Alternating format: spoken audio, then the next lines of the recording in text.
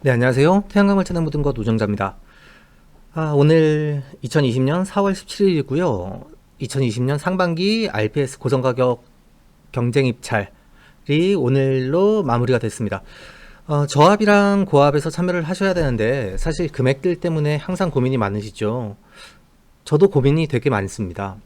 사실 우리 사업자들한테 저희가 영업을 할 당시에는 사업자들한테 내가 제안했던 금액들 보다 나은 수익성을 주기 위해서 정말 많이 노력을 했고, 그렇기 때문에 제안을 할 때는 항상 최대한 보수적인 금액들로 제안을 했습니다. 그리고 입찰 때는 그 금액보다 조금이라도 더 나은 금액들을 써드리려고, 그게 선정시켜 드리려고 노력을 많이 했고요. 지금도 저희가 뭐 이번에 입찰 들어가는 것들이 좀 있어서 고민을 많이 했는데, 사실 책임감 없이 너무 낮은 금액을 쓴다든가 책임감 너무 높은 금액을 써서 떨어진다든가 이런 것들이 다 안 맞는다라고 생각하는데, 어떻게 생각해 보면 정답은 없는 것 같습니다. 사실 이번에 입찰이 떨어져서 다음번 입찰이 어떻게 될지도 모르고요. 그리고 뭐 말씀드렸다시피 태양광 정책 산업은 정책 자체가 신규 사업자들을 위하는 정책으로 진화가 되기는 합니다. 그런데 기존 사업자들을 배려하는 차원의 정책이 운용되지는 않아 왔습니다. 정책은 일관성이 있어야 되고 예측 가능해야 되고, 그렇기 때문에 투자하는 분들이 어느 정도 예측 가능한 범위 안에서 투자를 할 수 있도록 만들어 놔야 되는데, 사실 지금의 신재생에너지 사업은 불만이 되게 많습니다.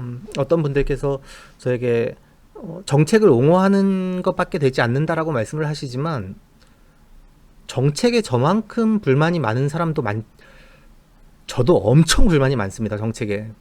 그런데 불만만 가지고 있는다고 해결되진 않는다는 얘기를 드리는 겁니다. 신규 사업자들이 들어오실 때 불만만 가지고는 어떤 게 되겠습니까? 이런 문제들이 있다 보니까 그걸 조심해 가실 수 있는 부분들을 설명하고 싶었고요. 그렇기 때문에 우리가 넘어져 가면서 왔던 길들을 다시 넘어지지 마시라고 얘기를 좀 많이 드리려고 했던 거고요. 지금 신규 사업 요번에 입찰이 진행이 되면서 사실 제가 고민했던 부분은 그런 겁니다. 인터넷 홍보하는 글들이 10억 미만의 메가당 10억 미만의 발전소를 건설한다는 내용들이 너무나 많습니다. 지금 중국산 저가 모듈 같은 경우는 300원대 초반에 들어오고 있습니다. 국산 제품들도 그다지 비싸지가 않습니다. 중반 정도? 물론 현금가 기준이겠지만요. 어떻게 구입을 하는지, 업체들이 공동구매한다라는 건 사실 그거는 뭐 믿으실 건 없습니다. 업체에 전화해 보시는 분 없으시죠? 모듈 가격이 얼마인지, 인버터 가격이 얼마인지 업체에 전화해가지고 한 번씩 물어보셨습니까? 물어보시면 다른 금액들이 나오는 경우들이 되게 많습니다. 중간에 대리점들이라든지 아니면 뭐 공동구매를 해서 우리가 싸게 해요, 이런 게 아니라 현실적으로 우리가 정확하게 투자해야 될 부분들을 명확하게 아셔야 되는데, 사실 그 작업을 안 하시죠. 귀찮으니까. 또는 아는 사람이기 때문에 그냥 준다라고 얘기를 하시고. 그런데 사실 금액들을 최소화하려는 노력들을 계속해 나가야 됩니다. 그러다 보니 지금 100kW 건설하는데 국내 업체들 100kW 1억에 영업하는 업체들 막 생겨나고 있지 않습니까? 그 미만에도 한다고 하고. 우리가 입찰 참여를 하실 때 시설비 내역을 적지 않습니까? 에너지관리공단에서 그 내역을 보고 어느 정도 발전 원가가 나오고 있는지를 계속 추론을 하는 겁니다. 그러다 보니 발전 원가가 계속 낮아지면 그만큼 판매 가격이 낮아도 크게 문제가 없다라는 판단을 설 수가 있는 거고요. 물론 적정 수준의 이익을 가져야 되고, 기업들은 적정 수준의 이익을 가져오면서 시설이 잘 되어야 하고, 그런데 금액은 결국에는 시장에서 결정이 되는 겁니다. 사실 입찰 같은 경우는 고민이 정말 많았지만,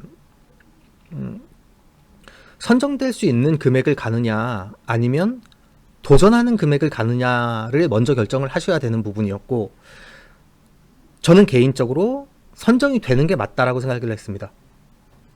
지난번에도 말씀드린 적이 있지만, 다음 달에 100만 원을 받는 것보다 저는 지금 당장 저한테 10만 원을 받는 게 훨씬 더 값어치 있는 금액이라고 생각을 하거든요. 뭐 어차피 20년 30년 운행하면 그 돈이 그 돈이에요 라고 얘기를 한다면 그것도 맞을 수가 있습니다. 그렇지만 사실 지금 당장 230만 원을 받는 것과 오늘의 연말부터 200만 원씩 받는 거는 정말 큰 차이가 있다라고 생각을 하거든요. 당장 30만 원씩 더 받는데 너무 큰 의미가 있는 거죠. 저합과 고합에 대해서 나눠서 저희가 입찰 결과들을 한번 살펴보려고 했는데, 저의 타겟은 무조건 선정되는 것을 기준으로 입찰에 참여를 했습니다. 그리고 모듈과 인버터가 전부 다 국산 제품일 경우, 최고가 선정을 목표로 하지 않고 안정적으로 선정될 수 있는 금액이 어느 정도일까를 고민을 했습니다.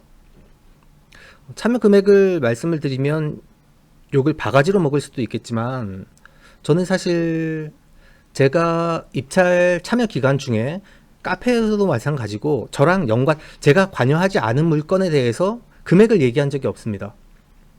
제3자에게도 얘기한 적이 없고, 우리 관련되신 분들, 제가 책임이 있는 부분에 대해서는 있는 그대로 말씀을 드렸죠. 지금 말씀드리는 것처럼. 하반기가 낫다라고 생각을 하시면 하반기 타겟으로 가면 요번에 공격적인 금액을 쓸 수가 있습니다. 근데 저는 그렇게 생각하지 않습니다. 또한 지금 입찰에서 떨어지면 어차피 현물 거래 하셔야 되지 않습니까?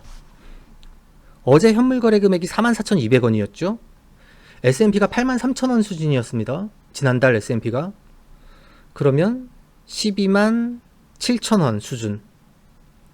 S&P도 변동이 있고 REC도 변동이 있는데, 어차피 입찰에서 떨어지시면 12만원, 13만원에 선정이 되셔서 거래를 하셔야 되는 상황입니다.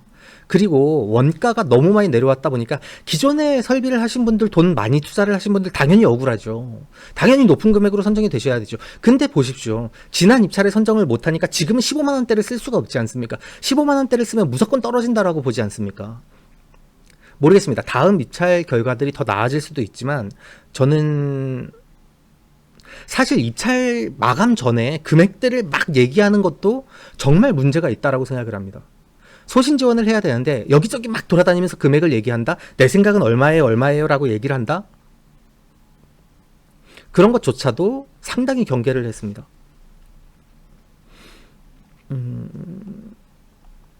그래서 요번에 저희 같은 경우는 입찰 참여 내역들을 조사를 조금 진행을 카페를 통해서, 카페랑 제가 유튜브 커뮤니티를 통해서 진행을 했었는데요. 99kW 이하일 경우에 지금 카페랑 유튜브 쪽에서 조사를 한 내용들을 보면 요 정도가 금액들이 나왔습니다.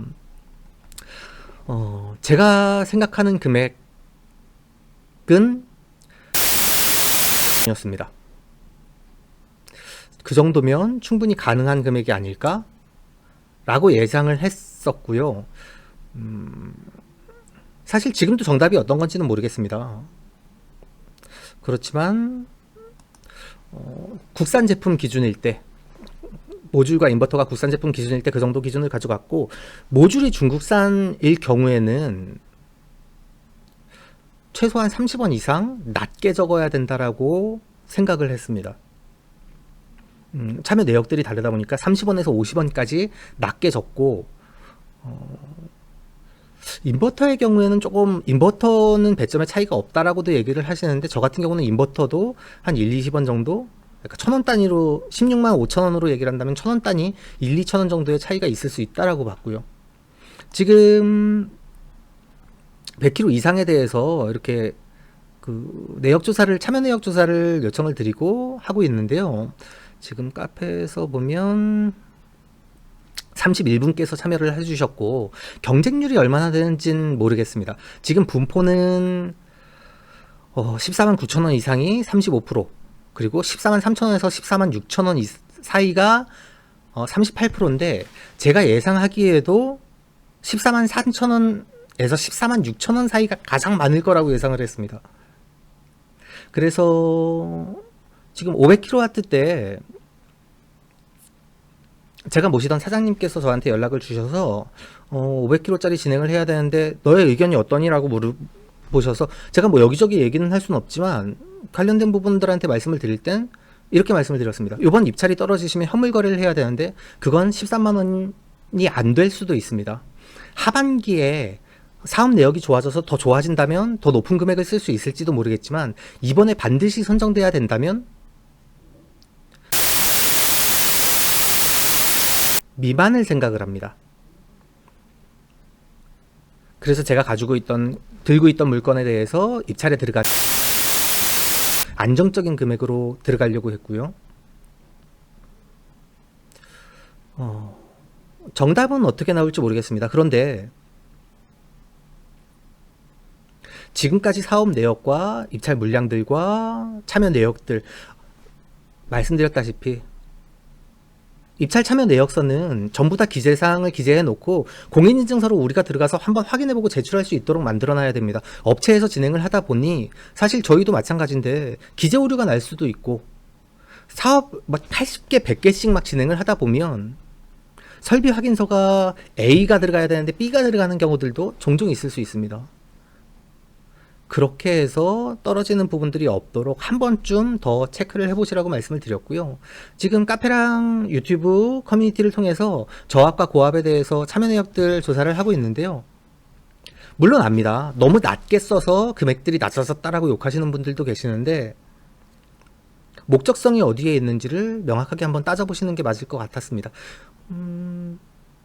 욕하시지 말고 낮게 된 사람이 있다면 즐거워하셔야죠. 너네는 그렇게 낮게 떨어졌는데 우린 하반기에 더 높게 쓸 수 있다.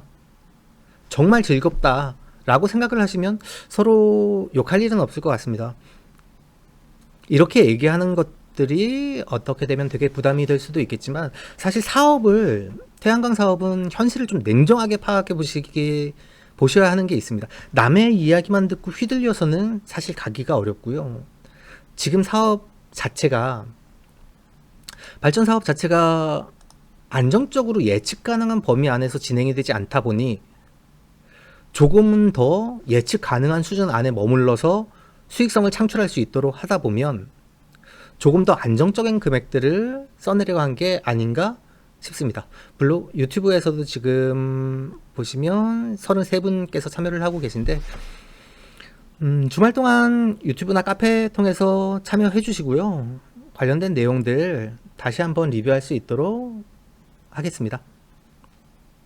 서로 싸우는 게 아니라 더 나은 방법들, 정말 정책이 조금 더 올바르게 예측 가능하도록 안정적으로 진행이 될 수 있도록 그렇게 변해가길 바랍니다. 그러기 위해서 모두가 관심을 가져주셔야 할 거고요. 참여하신 모든 분들에게 좋은 결과 있으시길 바랍니다. 감사합니다.